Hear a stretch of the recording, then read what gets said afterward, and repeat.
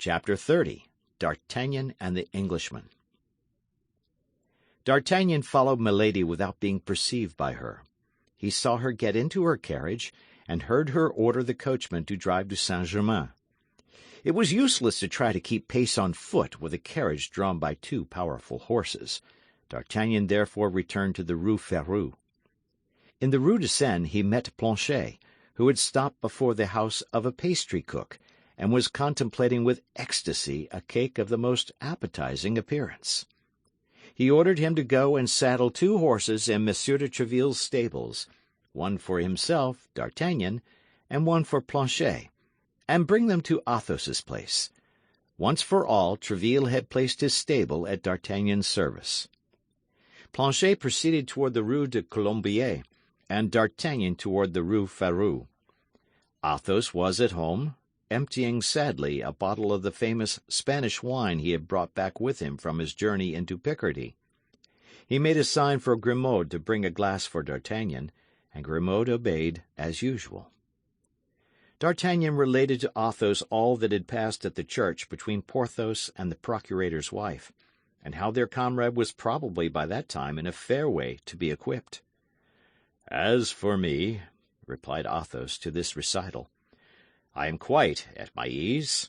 It will not be women that will defray the expense of my outfit." "Handsome, well-bred, noble lord as you are, my dear Athos, neither princesses nor queens would be secure from your amorous solicitations." "How young this D'Artagnan is!" said Athos, shrugging his shoulders, and he made a sign to Grimaud to bring another bottle. At that moment Planchet put his head modestly in at the half-open door, and told his master that the horses were ready. "What horses?" asked Athos. "Two horses that Monsieur de Tréville lends me at my pleasure, and with which I am now going to take a ride to Saint-Germain." "Well, and what are you going to do at Saint-Germain?" then demanded Athos. Then D'Artagnan described the meeting which he had at the church, and how he had found that lady who, with the seigneur in the black cloak, and with the scar near his temple, filled his mind constantly. "That is to say, you are in love with this lady as you were with Madame Bonacieux," said Athos, shrugging his shoulders contemptuously, as if he pitied human weakness. "I? Not at all," said D'Artagnan.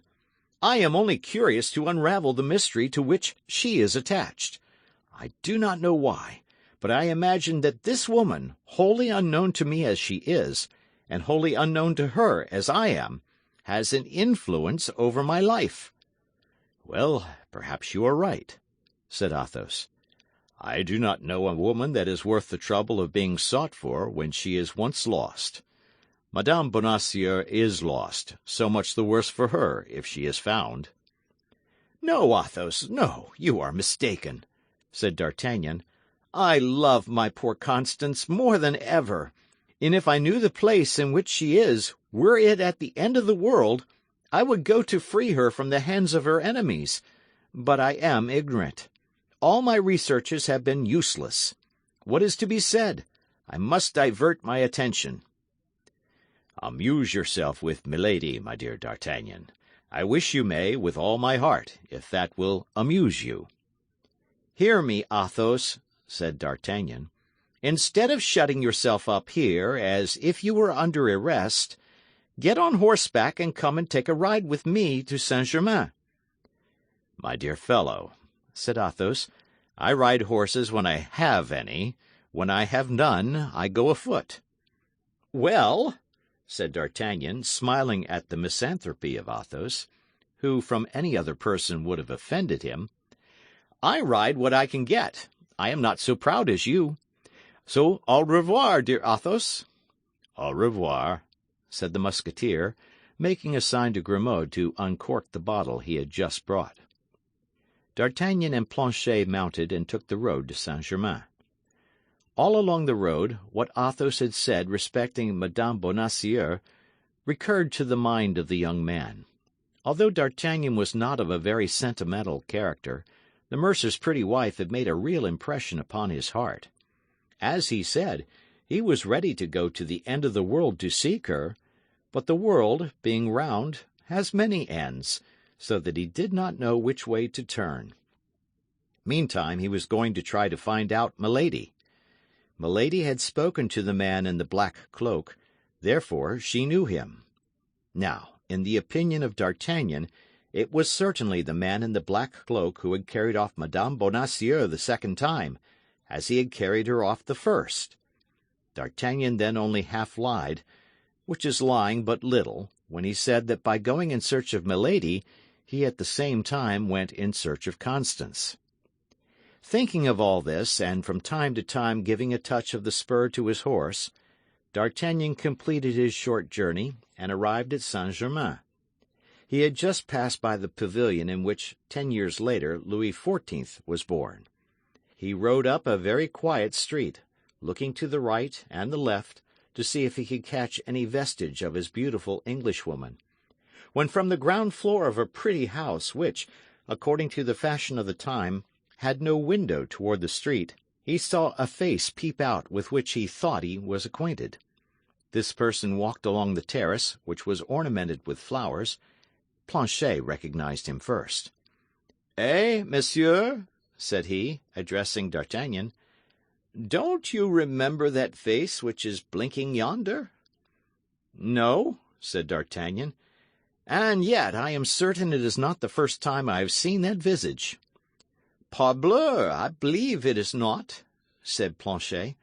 "Why, it is poor Lubin, the lackey of the Comte de Wardes, he whom you took such good care of a month ago at Calais, on the road to the governor's country house." "So it is," said D'Artagnan. "I know him now. Do you think he would recollect you?" "My faith, monsieur, he was in such trouble that I doubt if he can have retained a very clear recollection of me." "Well, go and talk with the boy," said D'Artagnan, "and make out if you can from his conversation whether his master is dead." Planchet dismounted and went straight up to Lubin, who did not at all remember him, and the two lackeys began to chat with the best understanding possible, while D'Artagnan turned the two horses into a lane, went round the house, and came back to watch the conference from behind a hedge of filberts.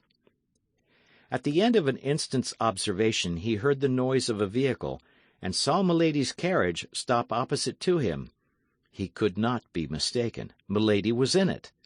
D'Artagnan leaned upon the neck of his horse in order that he might see without being seen. Milady put her charming blonde head out at the window and gave her orders to her maid. The latter, a pretty girl of about 20 or 22 years, active and lively, the true soubrette of a great lady, jumped from the step upon which, according to the custom of the time, she was seated, and took her way toward the terrace upon which D'Artagnan had perceived Lubin. D'Artagnan followed the soubrette with his eyes, and saw her go toward the terrace. But it happened that someone in the house called Lubin, so that Planchet remained alone, looking in all directions for the road where D'Artagnan had disappeared. The maid approached Planchet, whom she took for Lubin, and holding out a little billet to him, said, "For your master." "For my master?" replied Planchet, astonished. "Yes, and important. Take it quickly." Thereupon she ran toward the carriage, which had turned round toward the way it came, jumped upon the step, and the carriage drove off. Planchet turned and returned the billet. Then, accustomed to passive obedience, he jumped down from the terrace, ran toward the lane, and at the end of 20 paces met D'Artagnan, who, having seen all, was coming to him. "For you, monsieur," said Planchet, presenting the billet to the young man. "For me?" said D'Artagnan. "Are you sure of that?" "Pardieu, monsieur, I can't be more sure. The soubrette said, 'For your master.' I have no other master but you. So, a pretty little lass, my faith, is that soubrette." D'Artagnan opened the letter and read these words: "A person who takes more interest in you than she is willing to confess wishes to know on what day it will suit you to walk in the forest. Tomorrow, at the Hotel Field of the Cloth of Gold, a lackey in black and red will wait for your reply." "Oh," said D'Artagnan, This is rather warm. It appears that Milady and I are anxious about the health of the same person. Well, Planchet, how is the good Monsieur de Ward? He is not dead, then?" "No, monsieur, he is as well as a man can be with 4 sword wounds in his body. For you, without question, inflicted 4 upon the dear gentleman, and he is still very weak, having lost almost all his blood. As I said, monsieur, Lubin did not know me, and told me our adventure from one end to the other. Well done, Planchet, you are the king of lackeys. Now jump upon your horse, and let us overtake the carriage." This did not take long. At the end of 5 minutes they perceived the carriage, drawn up by the roadside. A cavalier, richly dressed, was close to the door. The conversation between Milady and the cavalier was so animated that D'Artagnan stopped on the other side of the carriage, without anyone but the pretty soubrette perceiving his presence. The conversation took place in English, a language which D'Artagnan could not understand, but by the accent the young man plainly saw that the beautiful Englishwoman was in a great rage. She terminated it by an action which left no doubt as to the nature of this conversation. This was a blow with her fan, applied with such force that the little feminine weapon flew into 1,000 pieces. The cavalier laughed aloud, which appeared to exasperate Milady still more. D'Artagnan thought this was the moment to interfere. He approached the other door, and taking off his hat respectfully, said, "Madame, will you permit me to offer you my services? It appears to me that this cavalier has made you very angry. Speak one word, madame, and I take upon myself to punish him for his want of courtesy." At the first word Milady turned, looking at the young man with astonishment, and when he had finished, she said in very good French, "Monsieur, I should with great confidence place myself under your protection, if the person with whom I quarrel were not my brother." "Ah, excuse me, then," said D'Artagnan. "You must be aware that I was ignorant of that, madame." "What is that stupid fellow troubling himself about?" cried the cavalier whom Milady has designated as her brother, stooping down to the height of the coach window. "Why does he not go about his business?" "Stupid fellow yourself," said D'Artagnan, stooping in his turn on the neck of his horse, and answering on his side through the carriage window. "I do not go on because it pleases me to stop here." The cavalier addressed some words in English to his sister. "I speak to you in French," said D'Artagnan. "Be kind enough, then, to reply to me in the same language. You are Madame's brother, I learn. Be it so. But fortunately, you are not mine." It might be thought that Milady, timid as women are in general, would have interposed in this commencement of mutual provocations in order to prevent the quarrel from going too far. But on the contrary, she threw herself back in her carriage and called out coolly to the coachman, "Go on, home!" The pretty soubrette cast an anxious glance at D'Artagnan, whose good looks seemed to have made an impression on her. The carriage went on and left the two men facing each other. No material obstacle separated them. The cavalier made a movement as if to follow the carriage, but D'Artagnan, whose anger, already excited, was much increased by recognizing in him the Englishman of Amiens who had won his horse and had been very near winning his diamond of Athos, caught at his bridle and stopped him. "Well, monsieur," said he, "you appear to be more stupid than I am, for you forget there is a little quarrel to arrange between us two." "Ah," said the Englishman, "is it you, my master? It seems you must always be playing some game or other." "Yes, and that reminds me that I have a revenge to take.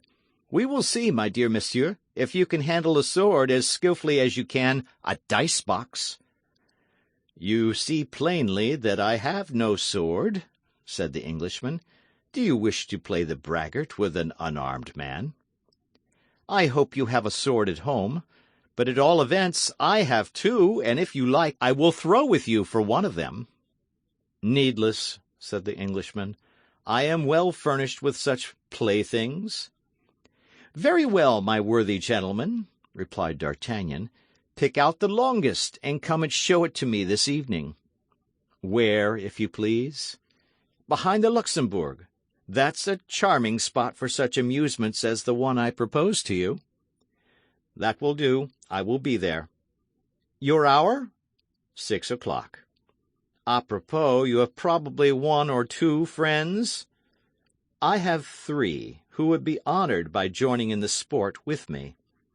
3? Marvelous! That falls out oddly. 3 is just my number. Now then, who are you? Asked the Englishman. I am Monsieur d'Artagnan, a Gascon gentleman, serving in the King's Musketeers. And you? I am Lord de Winter, Baron Sheffield. Well, then, I am your servant, Monsieur Baron, said D'Artagnan, though you have names rather difficult to recollect. And touching his horse with the spur, he cantered back to Paris. As he was accustomed to do in all cases of any consequence, D'Artagnan went straight to the residence of Athos. He found Athos reclining upon a large sofa, where he was waiting, as he said, for his outfit to come and find him. He related to Athos all that had passed, except the letter to Monsieur de Ward. Athos was delighted to find he was going to fight an Englishman. We might say that was his dream. They immediately sent their lackeys for Porthos and Aramis, and on their arrival made them acquainted with the situation. Porthos drew his sword from the scabbard and made passes at the wall, springing back from time to time and making contortions like a dancer. Aramis, who was constantly at work at his poem, shut himself up in Athos's closet and begged not to be disturbed before the moment of drawing swords. Athos, by signs, desired Grimaud to bring another bottle of wine. D'Artagnan employed himself in arranging a little plan, of which we shall hereafter see the execution, and which promised him some agreeable adventure, as might be seen by the smiles which from time to time passed over his countenance, whose thoughtfulness they animated.